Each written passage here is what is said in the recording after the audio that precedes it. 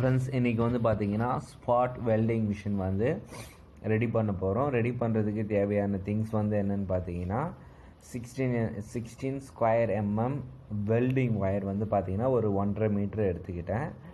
அதுக்கப்புறம் பார்த்திங்கன்னா trigger board cost wise கம்மி தான், பட் இது நல்லா இருக்குது பர்ஃபார்மன்ஸ்.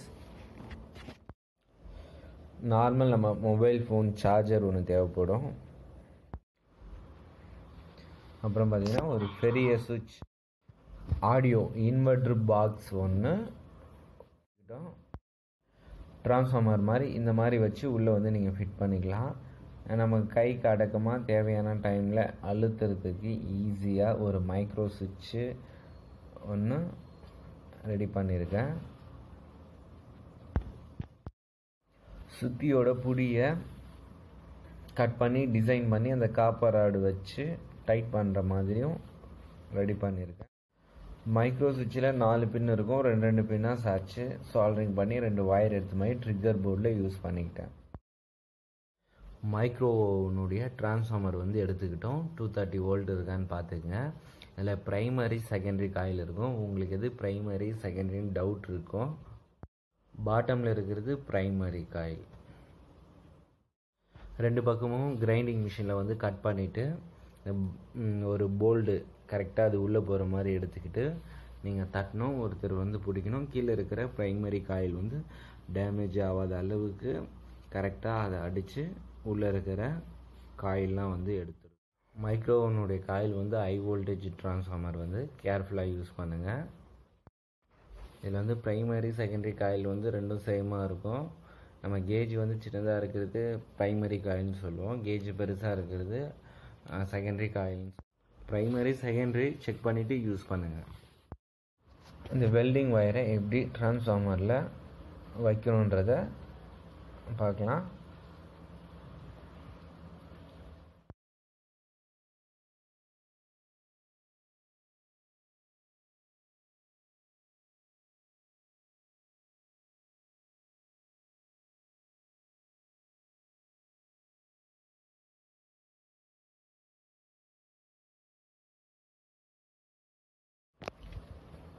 இந்த மாதிரி வச்சுக்கோங்க.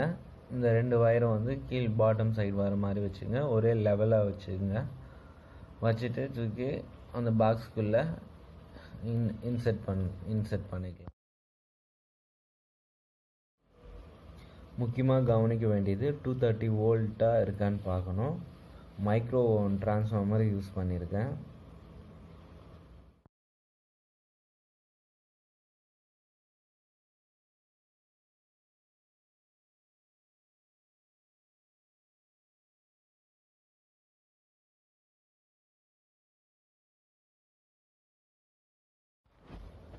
நியூட்ரல் வந்து டைரெக்டாக நீங்கள் கொடுத்துக்கலாம். ஃபேஸ் வந்து பார்த்திங்கன்னா ஃபியூஸ் ஒய்யாக போய் ட்ரிக்கருடைய காமன் பாயிண்ட்டுக்கு போவோம். ரிலே ஆன் ஆனோடனே அதனுடைய அவுட்புட் எடுத்து நேராக வந்து டிரான்ஸ்ஃபார்மருக்கு வந்து கொடுத்துருக்கேன். இது எதுக்காக ஹுட்டில் இது மாதிரி ரெடி பண்ணியிருக்கேன் அப்படின்னு பார்த்தீங்கன்னா, இதில் வந்து ஒரு ஃப்ரீ செட் இருக்குது. இந்த ஃப்ரீ செட் வந்து நம்ம அட்ஜஸ்ட் பண்ணும்போது நம்ம வந்து செகண்ட்ஸ் வந்து அட்ஜஸ்ட் பண்ணலாம். இப்போ இந்த பாக்ஸில் வந்து ஒரு ஹோல்ஸ் கொடுத்துருக்காங்க. அந்த ஹோல்ஸுக்கு நேராக இதை வச்சு ஹுட்டில் டைட் பண்ணுறதுனால ஈஸியாகி போகுது.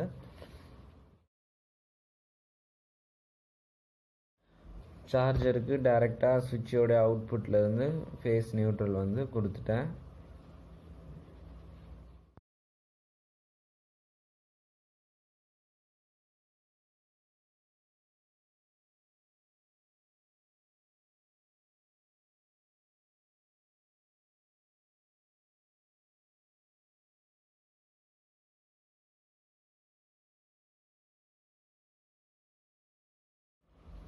இப்போ இந்த வுட்டில் வந்து பார்த்திங்கன்னா ஸ்க்ரூஸ் யூஸ் பண்ணியிருப்பேன். இது எங்கேருந்து எடுத்தோம் அப்படின்னு பார்த்தீங்கன்னா டெர்மினல் பிளாக், அதாவது ஸ்டெபிளைசரில் சைடில் இருக்கும்.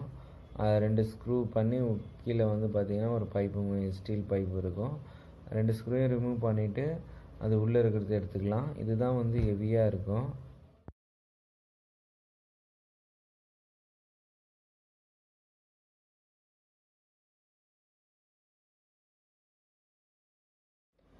பார்த்தீங்கன்னா 2 வுட்டு இந்த மாதிரி கட் பண்ணிக்கிட்டேன். 2 ஹோல்ஸு ஸ்க்ரூக்கு ஸ்ட்ரெயிட்டில் வந்து இந்த மாதிரி போட்டிருக்கேன்.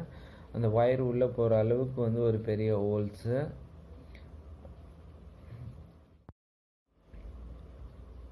கரெக்டாக வந்து நீங்கள் அந்த வச்சுட்டு டைட் பண்ணிவிட்டு இது மாதிரி டைட் பண்ணிவிட்டு நீங்கள் உள்ளே இன்செர்ட் பண்ணி டைட் பண்ணலாம். அந்த ஒயரில் வந்து லைட்டாக சால்ட்ரிங் வந்து அப்ளை பண்ணுறேங்க. அப்போ தான் வந்து அந்த பைப் வந்து எடுத்துகிட்டு வராமல் இருக்கும்.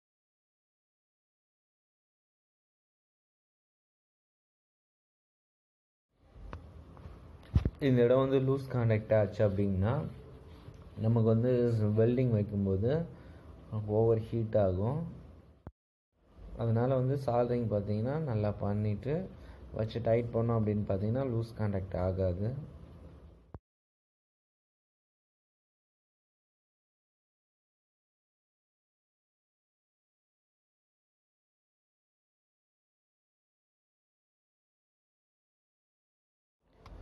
ஹூட்டுக்கு நடுவில் வச்சு இந்த மாதிரி 2 ஹோல் போட்டு ஸ்க்ரூ டைட் பண்ணுறது கொஞ்சம் சிரமமாக தான் இருக்கும்.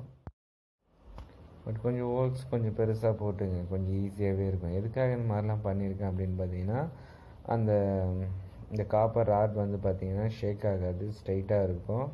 இது மாதிரி கிரைண்டிங்கும் பண்ணிங்க, நல்லா ஷார்ப்னஸ் பண்ணிக்கோங்க.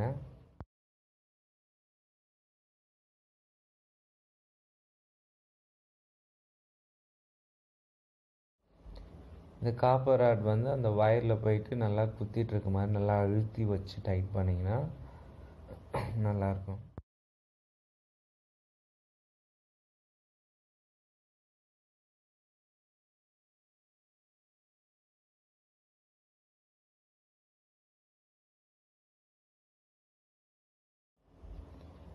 ஓகே, இப்போ 90% முடிஞ்சிச்சு. மெயின்ஸ் கார்டெலாம் 3 பின் போட்டிருக்கேன். எர்த்திங்லாம் பக்காவாக இருக்கும். ஓகே, இப்போ வந்து மிஷினை வந்து ஸ்டார்ட் பண்ணி பில்ட் பண்ணி பார்க்கலாம். பார்த்திங்கன்னா லிஃபோ 4 உடைய நிக்கல் ஸ்ட்ரிப் போடணும். 186/0 நிக்கல் ஸ்ட்ரிப் எடுத்திருக்கேன். இது ரெண்டுத்தையும் நம்ம வந்து வெல்ட் பண்ணி பார்க்கலாம். நமக்கு தேவையான செகண்ட்ஸ் நீங்கள் வந்து அப்ளை பண்ணிக்கலாம். இல்லை வந்து அந்த ட்ரிக்கர் சுவிட்சை நீங்கள் வந்து அழுத்தும்போது அழுத்திட்டே இருந்தால் ஒர்க் ஆகுற மாதிரி நீங்கள் வச்சுக்கலாம். நான் வந்து 3 செகண்ட்ஸ்லாம் யூஸ் பண்ணேன், ரொம்ப நல்லாயிருக்கும்.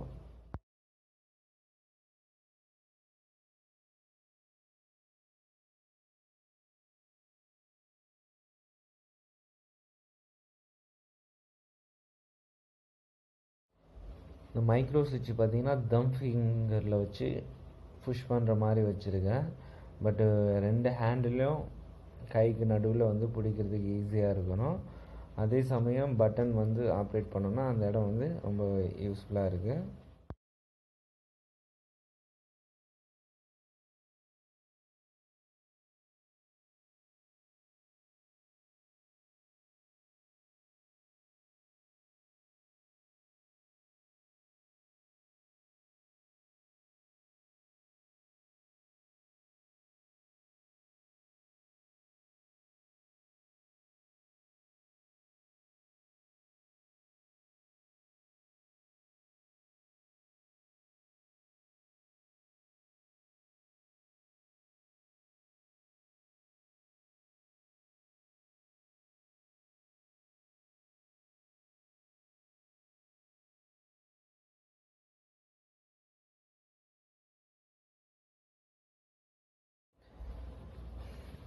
இது மூலிமா வெல்டிங் பண்ணது வந்து பார்த்திங்கன்னா ரிமூவ் பண்ண முடியல, அந்த அளவுக்கு நல்லா டைட்டாக ஒட்டிக்குது.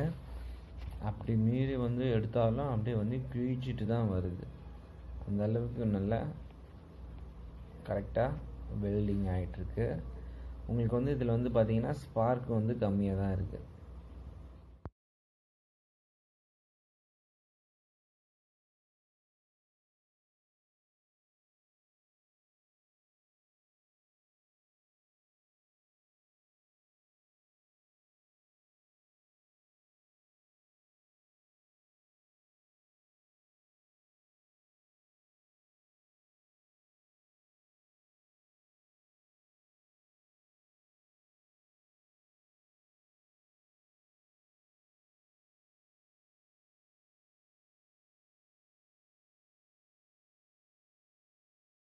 ஓகே ஃப்ரெண்ட்ஸ், இந்த வீடியோ பிடிச்சிருந்தா லைக் பண்ணுங்கள், ஷேர் பண்ணுங்கள், கமெண்ட் பண்ணுங்கள்.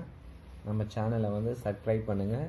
இன்னும் நிறைய வீடியோஸ்லாம் வந்து க்ரியேட் பண்ணி போகிறேன். தொடர்ச்சியாக சப்போர்ட் பண்ணுங்கள். தேங்க்யூ.